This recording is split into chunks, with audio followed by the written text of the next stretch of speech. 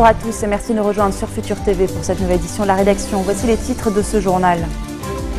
À Manbij, reconquise par les forces arabo-kurdes, des centaines de civils retrouvent la liberté. Lors de la fuite de son bastion, le groupe État islamique avait pris en otage 2000 habitants. Les volontaires de la défense civile se rendront lundi 15 août à la frontière entre le Liban et Israël. Ils comptent y installer des tentes. Ces bénévoles réclament leur intégration prévue de longue date dans la fonction publique. Forte tension en Crimée après le déploiement par la Russie de systèmes de défense antiaérienne et antimissiles. Washington et l'Union européenne font part de leurs préoccupations. À Manbij, en Syrie, la ville a été libérée par les forces arabo-kurdes soutenues par la coalition internationale. Des centaines de civils ont été libérés ou se sont enfuis. On ignore combien d'entre eux sont encore aux mains des djihadistes. Lors de sa fuite de son bastion du nord-ouest du pays, le groupe État islamique avait pris en otage 2000 habitants. Le récit de Leila Sali. Ces combattants kurdes viennent de libérer le dernier quartier de Manbij. Dans les rues, des dizaines de civils en proie à un mélange de soulagement et de colère. Je suis heureuse, je suis vraiment très heureuse. C'est comme un rêve. Je n'arrive pas à y croire, j'ai vu des choses horribles que personne d'autre n'a vues. La fin d'un long calvaire pour ses habitants. Les forces démocratiques syriennes, une alliance dominée par des combattants kurdes et soutenue par la coalition internationale, ont repris cette ville à majorité sunnite. En fuyant, les djihadistes auraient emmené avec eux près de 2000 civils, utilisés comme boucliers humains, avant d'en relâcher certains selon l'Observatoire syrien des droits de l'homme. Le retrait des derniers djihadistes est le résultat d'une médiation informelle entre les parties combattantes. La bataille de Manbij faisait rage depuis 2 mois. Plus de 400 civils auraient été tués. Ici, c'est le seul marché de la région à l'ouest. Des gens viennent de toutes les campagnes alentours. Il a été visé par des missiles à fragmentation. Il y a eu 6 morts et des dizaines de blessés. Manbij était un bastion majeur du groupe État islamique. La ville représentait un important nœud de transit vers la Turquie. En la récupérant, les forces démocratiques syriennes et la coalition internationale se rapprochent d'un objectif stratégique: couper les territoires contrôlés par le groupe État islamique de la frontière turque. Au Liban, les volontaires de la défense civile se rendront lundi 15 août à la frontière entre le Liban et Israël. Ils comptent y installer des tentes. C'est ce qu'a annoncé un porte-parole des volontaires lors d'une conférence de presse, place des Martyrs à Beyrouth. Ils espèrent ainsi faire entendre leurs revendications. 2500 bénévoles de la défense civile attendent toujours leur intégration à la fonction publique. Ils assurent pour autant ne pas avoir la volonté de déranger les forces de l'ordre. Une grenade a été retrouvée à Ka dans la Bekaa ce samedi, à l'endroit même où ont eu lieu des attentats meurtriers le 27 juin dernier. L'armée s'est déployée sur place. Situé à la frontière syrienne, ce village chrétien avait été la cible de 8 attaques suicides qui avaient fait 5 morts et 28 blessés. 8 kamikazes avaient également été tués. Pour avoir comparé Gebran Bassil à un joujou, Hicham Haddad s'est vu radié du CPL. Ce samedi, l'humoriste persiste et signe dans ses déclarations virulentes à l'encontre du chef du courant patriotique libre. Être exclu du CPL par son président actuel est un honneur en soi, déclare l'animateur du programme La Honoubas à Lorient le Jour. Nous avons affaire à un dictateur, a également affirmé Hicham Haddad au journal. Forte tension en Crimée après le déploiement par la Russie de systèmes de défense antiaérienne et antimissiles. Dernier cri, Moscou a accusé cette semaine l'Ukraine d'envoyer des groupes terroristes en Crimée. Washington et l'Union européenne ont exprimé leurs fortes préoccupations. Les explications de Cécile Galuccio.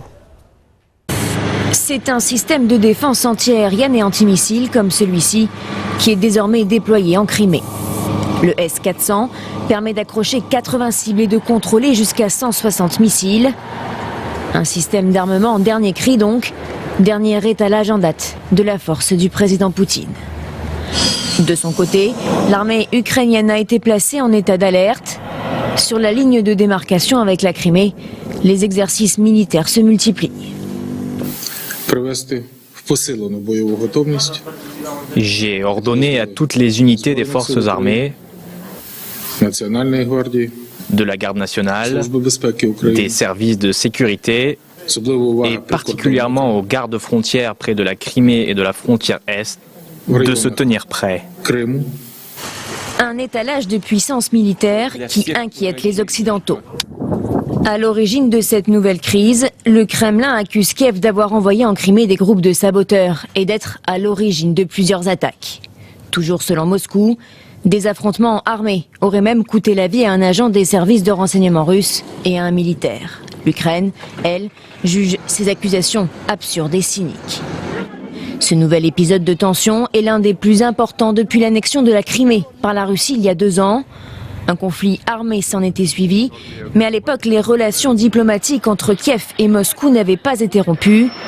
Cette fois, la Russie menace de mettre un terme au dialogue. 4000 casques bleus vont se rendre au Soudan Sud. Objectif, assurer la paix à Djouba et protéger les édifices stratégiques. Mais le gouvernement soudanais a fait savoir qu'il ne coopérerait pas avec la force d'interposition. On se retrouve dans quelques instants.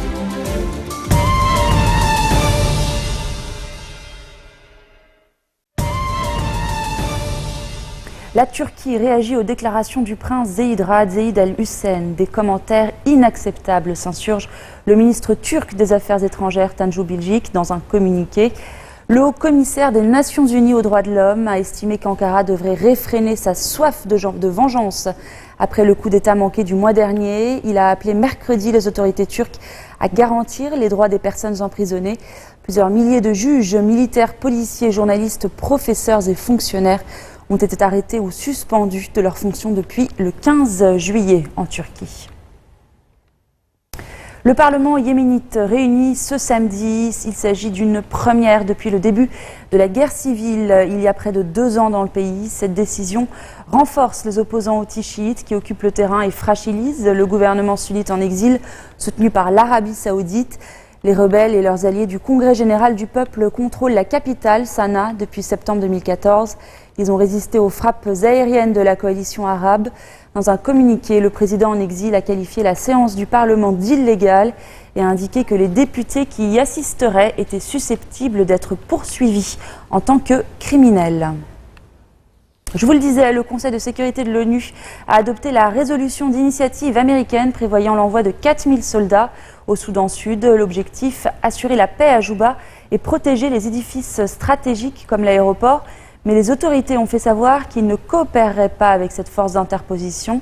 Les Nations Unies menacent donc le pays d'un embargo. Rappel des faits avec Olivier Boulinck. Par